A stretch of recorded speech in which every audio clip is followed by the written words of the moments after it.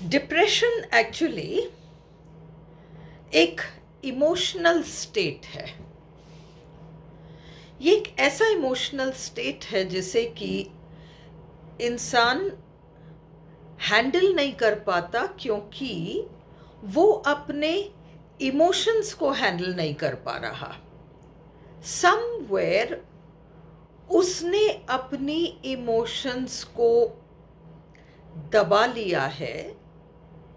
Emotional scale नाम की एक चीज होती है जिसमें सबसे ऊपर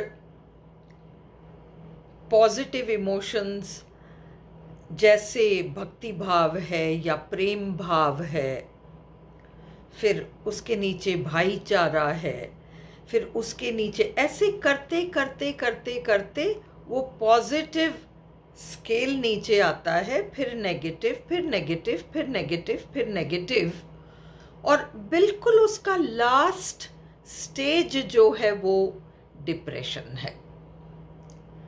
इसलिए अगर हम उम्मीद करें कि डिप्रेस्ड इंसान सडनली उछल के डिप्रेशन से एक पॉजिटिव इमोशन में आ जाए, तो वो बड़ा मुश्किल काम है।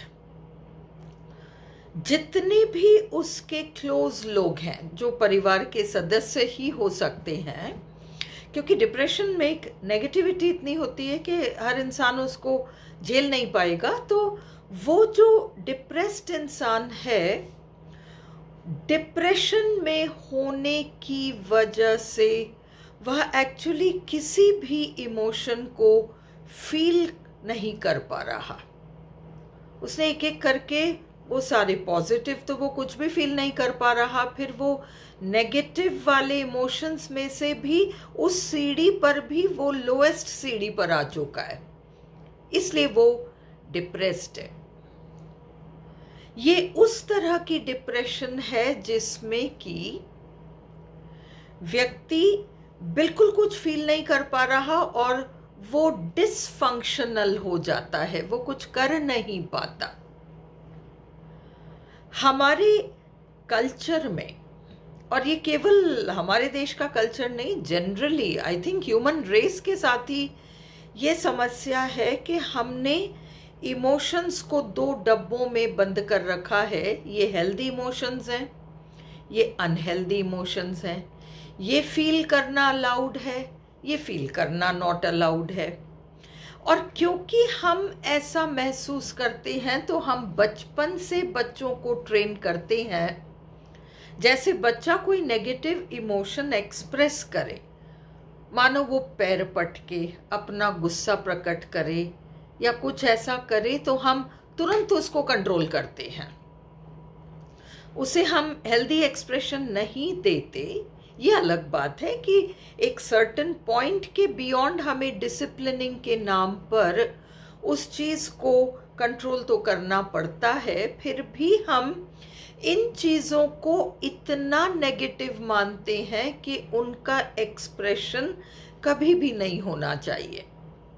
और इसलिए व्यक्ति जब पॉजिटिव नहीं फील कर पाता, क्योंकि उसकी लाइफ सर्कमस्टेंसेस ऐसी हैं जैसी भी हैं, क्योंकि उसकी कुछ अतृप्त इच्छाएं हैं जो इजीली पूरी हो सकती थी पर किसी कारण से वो नहीं हो पाया, चाहे वो बहुत हाई अचीवर हो, पर वो घिर जाता है ऐसे सिचुएशन से जहां उसको लगता है कि उसके साथ लगातार बार बार अन्याय होता चला जाता है और वो उस चीज को बेर नहीं कर पाता। उस अन्याय से लड़ता लड़ता वो थक जाता है, उसके पास उन इमोशंस को एक्सप्रेस करने के लिए कोई जगह नहीं रहती, तो वो धीरे धीरे धीरे धीरे, क्योंकि नेगेटिव इमोशंस को एक्सप्रेस करना उसने बचपन से हेल्दीली नहीं सीखा है, इसलिए क्विकली वो सरकता सरकता सरकता डिप्रेशन में चला जाता है।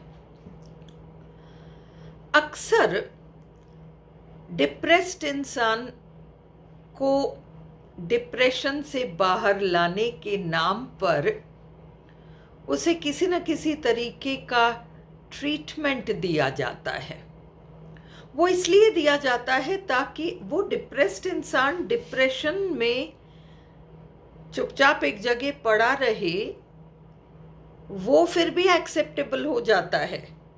परंतु डिप्रेशन से बाहर निकलने का जो रास्ता है, जो सीढ़ी, पहली सीढ़ी जिस पे कि डिप्रेस्ड इंसान को कदम रखना है, वो है गुस्सा। डिप्रेस्ड इंसान को यदि बोलने का मौका दे दिया जाए और उसे एक सेफ माहौल दे दिया जाए जहां पर कि वह अपने गुस्से को प्रकट कर सके, तो भी वो शुरू में कुछ शब्द ही बोलेगा, क्योंकि वो ट्रस्ट नहीं कर पा रहा। जो भी उसके सुनने वाले हैं, चाहे वो परिवार के ही सदस्य हैं, अक्सर फैमिली ही रेस्पॉन्सिबल होती है डिप्रेशन के लिए। कई बार फैमिली मेन कारण बन जाता है, क्योंकि बचपन से suppression suppression suppression, negative emotions को दबा कर चलो, ये ट्रेनिंग रही है। और इसलिए व्यक्ति एंगर को प्रॉपरली एक्सप्रेस करना नहीं सीखता। अगर एंगर मैनेजमेंट नामक चीज को व्यक्ति हेल्दीली सीख पाए, तो उसे डिप्रेशन तक एक्चुअली जाने की जरूरत नहीं है। अगर एंगर मैनेजमेंट बैलेंस में सीख जाए इंसान, तो उसको डिप्रेशन में जाने की जरूरत नहीं है। पर क्योंकि हमारे यहाँ एंगर को हम इतने नेगेटिवली देखते हैं, इसलिए व्यक्ति हेल्दी तरीके से एंगर को एक्सप्रेस नहीं करता और देखते ही देखते वह डिप्रेशन में चला जाता है।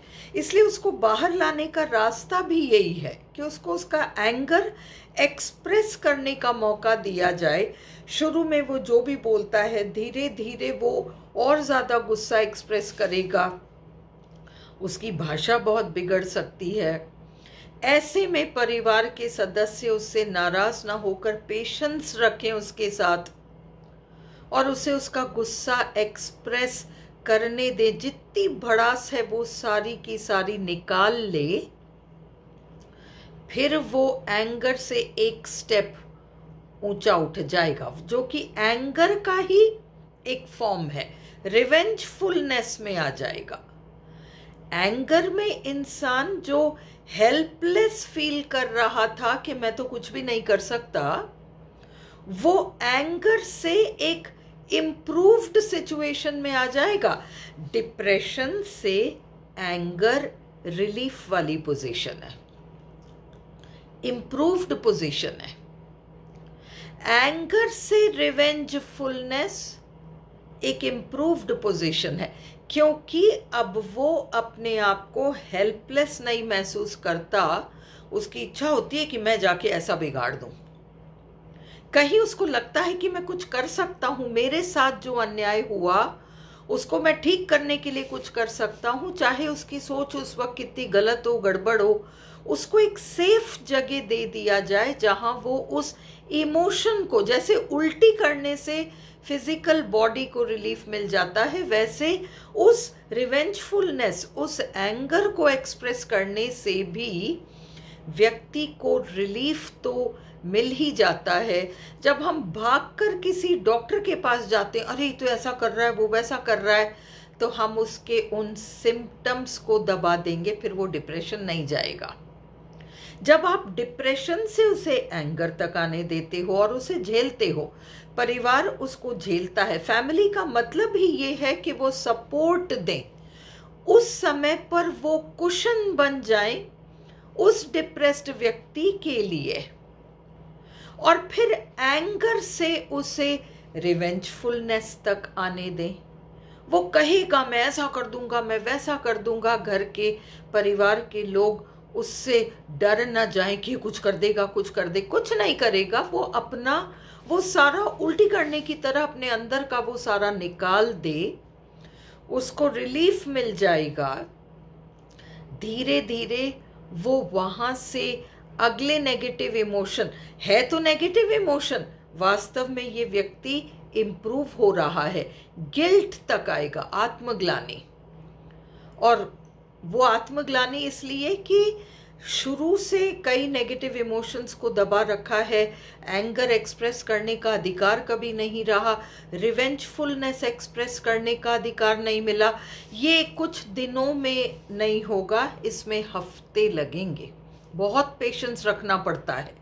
पर रिवेंजफुलनेस में वो जो भी कुछ कह रहा है उससे वो खुद ही आत्मग्लानि से भर जाएगा। फिर एक मायूसी का पीरियड आएगा, पर वो एक्चुअली डिप्रेशन नहीं है, वो गिल्ट है। ऐसे करते करते करते वो नेगेटिव इमोशंस की सीढ़ी चढ़ते चढ़ते पॉजिटिव इमोशन के सबसे बॉटम वाली सीढ़ी पे पैर रख देगा। वहां से उसको धीरे धीरे धीरे ऊपर चढ़ाया जा सकता है। डायरेक्ट डिप्रेशन से पॉजिटिव इमोशन तक लाना तो नेक्स्ट टू इम्पॉसिबल काम है। आप दवा भी देंगे तो जब तक दवा चलती रहेगी तब तक कंट्रोल में रहेगा। जब दवा बंद हो जाएगी व्यक्ति वापस उसी गड्ढे में चला जाएगा। पारिवारिक सपोर्ट के माध्यम से उसको धीरे धीरे नेगेटिव इमोशन से आप ना डरें। नेगेटिव इमोशंस को एक्सप्रेस करना भी ज़रूरी है, परंतु जिस उम्र में नेगेटिव इमोशंस का एक्सप्रेशन हुआ उस उम्र में डिसिप्लिनिंग के नाम पर, क्योंकि ज़रूरत से ज़्यादा डिसिप्लिन कर दिया गया है। एक सर्टेन डिग्री तक डिसिप्लिनिंग बिल्कुल ज़रूरी है, क्योंकि आपका बच्चा आपके घर में कुछ कर रहा है, बाहर किसी और के घर में करेगा और वहाँ जाकर कुछ करेगा तो आपको भी शर्म आएगी, और जिन लोगों के आप ले जाएंगे उनको भी लगेगा कि कितना इल मैनर्ड बच्चा है। ये चीज़ें बिल्कुल प्रैक्टिकल हैं, इसीलिए पेरेंटिंग बड़ा मुश्किल काम है, उसको सीखना पड़ता है बाकायदा। तो इस तरीके से आप उस डिप्रेस्ड पेशेंट को नेगेटिव इमोशंस एक्सप्रेस करने का मौका दें, ताकि वह इंसान धीरे धीरे एक एक करके नेगेटिव इमोशंस को एक सेफ पारिवारिक माहौल में एक्सप्रेस कर देगा तो अंदर का वो सारा कचरा निकल जाएगा और ये व्यक्ति फिर धीरे धीरे धीरे पॉजिटिविटी की तरफ लाया जा सकता है। सबसे ज़्यादा हेल्पफुल फैमिली है इसमें, उसको बिना शर्तों का अफेक्शन मिलना चाहिए, उस पर कोई जजमेंट नहीं होना चाहिए। तू ऐसा कर रहा है, कुछ जजमेंट नहीं, उसको कर लेने दो, उसको वो सारी दबी हुई भावनाएं निकाल लेने दो, तो फिर उसके लिए रोड टू रिकवरी, ठीक होने का रास्ता फिर उसके लिए ज़रूर खुल जाएगा।